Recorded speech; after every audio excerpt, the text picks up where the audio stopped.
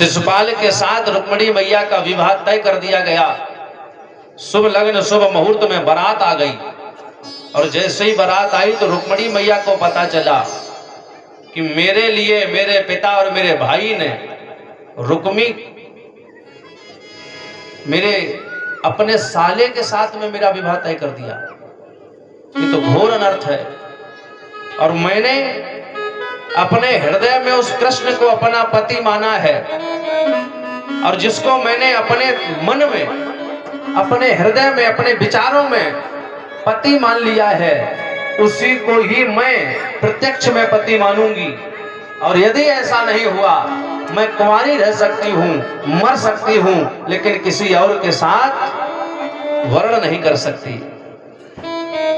सखियों ने कहा तो करोगी क्या, विवाह तो तय हो गया है, बारात आ चुकी है, शिशुपाल दूल्हा बन करके आ गया है, कोई बात नहीं। पत्र लिखा। श्रुत्वा गुणान भुवन सुंदर शृण्वतां ते निर्वेश्य कर्ण विभरैर्हतो गतापम। 7 श्लोकों में पत्र लिखा, लिफाफे में बंद कर दिया और पुरोहित जी को बुलाया और कहा पंडित जी ये पत्र भगवान तक पहुंचा दो। पंडित जी ने कहा कि कितना मिलेगा दक्षिणा। माता ने कहा कि मेरे स्वामी के गुणगान गाते रहना, जीवन में कभी भी धन की कमी नहीं पड़ेगी। पंडित जी ने कहा कि इतना ही आशीर्वाद पर्याप्त है। बुद्धिमान व्यक्ति हमेशा भविष्य की सोच कर चलता है। बुद्धिमान व्यक्ति क्या सोचता है, भविष्य के बारे में, और मूर्ख व्यक्ति क्या सोचता है, आज के बारे में।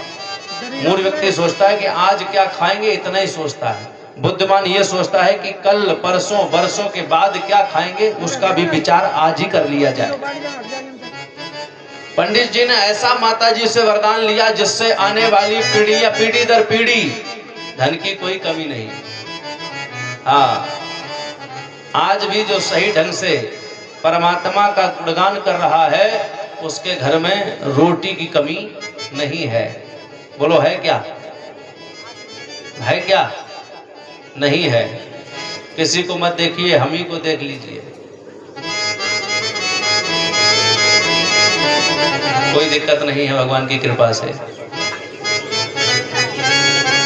चुन्नू भैया से जो तय किया है वो तो मिलेगा ही, ऊपर से जो चढ़ रहा है वो अपने ही है।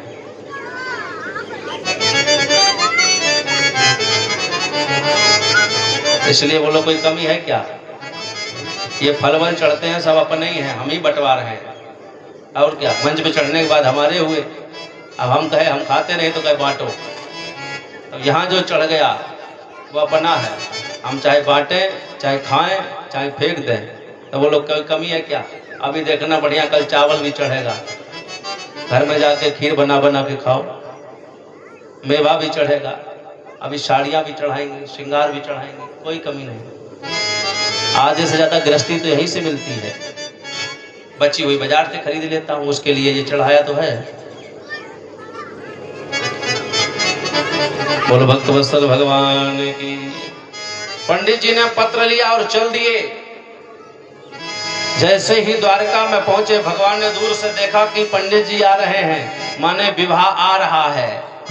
दौड़ करके दरवाजे पर, अब मैंने देखा है जिस लड़के का विवाह होना वो फेयर लवली का पाउच जेब में ही रखता है, कब जरूरत पड़ जाए कोई भरोसा नहीं। बोलो हाँ, 24 घंटे अवेलेबल है। बताइए, जहां मिल जाए बोले आपकी शादी तुरंत, हाँ बोले हाँ तैयार है, भगवान तैयार। प्रणाम पंडित जी, प्रसन्न रहो। कहाँ? पंडित जी ने कहा कि वो बसदेव का कोई लड़का है विवाह के लिए आप। भगवान ने कहा बिल्कुल सही जगह आए हो, हम ही हैं। अच्छा आप ही हैं? हाँ हाँ, तो ये पत्र लो। क्यों? पत्र पढ़ लो। जैसे ही पत्र पढ़ा, उस पत्र में माता रुक्मिणी की व्यथा लिखी हुई है, वो दर्द लिखा हुआ है, वो प्रेम लिखा हुआ है, वो जीवन का सर्वस्व लिखा हुआ है जो परमात्मा को चाहिए। परमात्मा ने कहा कि रुक्मिणी ने मेरे लिए पत्र लिखा है। आहा, भगवान ने कहा पंडित जी चिंता न करो, चलता हूँ। पंडित जी ने कहा चलता नहीं हूँ, चलिए, बारात खड़ी है, अगर देर हो गई तो रुक्मणी प्राण त्याग देंगी, और रुक्मणी के प्राण चले गए तो फिर जाने का मतलब क्या।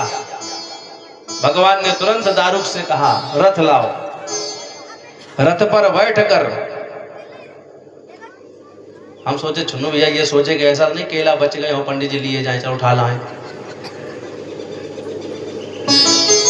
बोलो भक्त वत्सल भगवान की। उठा ले जाएं चाहे रख जाएं, खिलाना तो इन्हीं को है सब। बोलो हाँ, और खाने पीने की कोई दिक्कत है नहीं भगवान की कृपा से। अब भगवान की कृपा से क्या, आप तो यही कहेंगे छुन्नू भैया की कृपा से, क्योंकि यहाँ तो इन्हीं की कृपा है। मान लो बाई चांस कह दे कि आज खाना नहीं बनेगा, तो हम किसके दरवाजे मांगेंगे कि भाई आज खिला दीजिए, हैं? तो इन्हीं से बोलना पड़ेगा। तो इन्हीं की कृपा है सब। अब इन्हीं की कृपा है जो हम यहाँ बैठे हैं, इन्हीं की कृपा है जो आप यहाँ बैठे हैं। बाकी करने वाले तो वो हैं, कराने वाले भी वही हैं। बाकी अपन तो सब कठपुतली हैं। ये करवा रहे हैं, हम कर रहे हैं, आप सुन रहे हैं, हम सुना रहे हैं। ये सब हम लोग तो केवल नाच रहे हैं भगवान के सारे पर, करता तो वही है। बोल भक्त वत्सल भगवान की जय हो।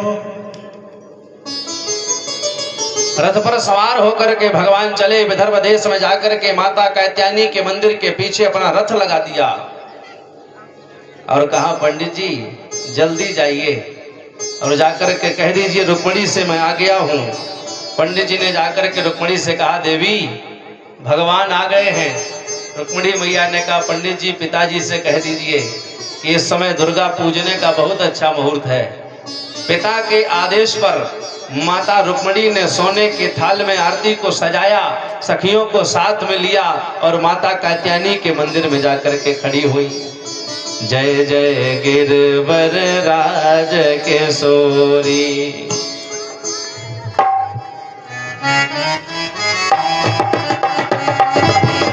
जय जय गिरवर राज किशोरी,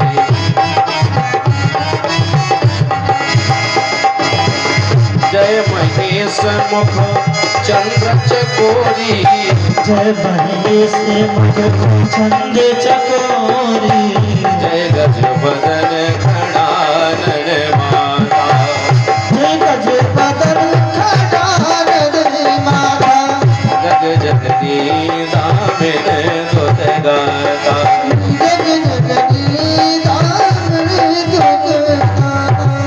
माता आरती कर रही है। भगवान ने सारा किया।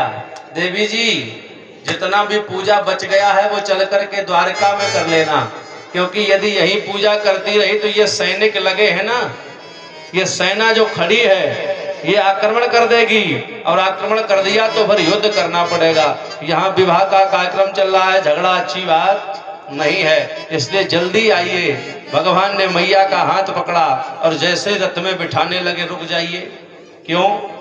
जो भी कन्या अपने घर से बिना विदाई लिए जाती है उसके घर में कभी लक्ष्मी नहीं आती है, और मैं स्वयं लक्ष्मी हूँ, और लक्ष्मी ही यदि ऐसा कार्य करेगी तो बोलो आगे आने वाली पीढ़ियां क्या करेंगी। इसलिए विदाई तो आवश्यक है। भगवान ने कहा किससे लोगी, यहाँ न माता है, न पिता है, न भाई है, न भाभी है, न बहन है, कोई है नहीं। मैया ने कहा कोई नहीं है, कम से कम हमारी सखियां तो हैं, इन सखियों से ही विदाई ले लूं। ए सखियों इधर आओ ना। क्या है? आओ मेरी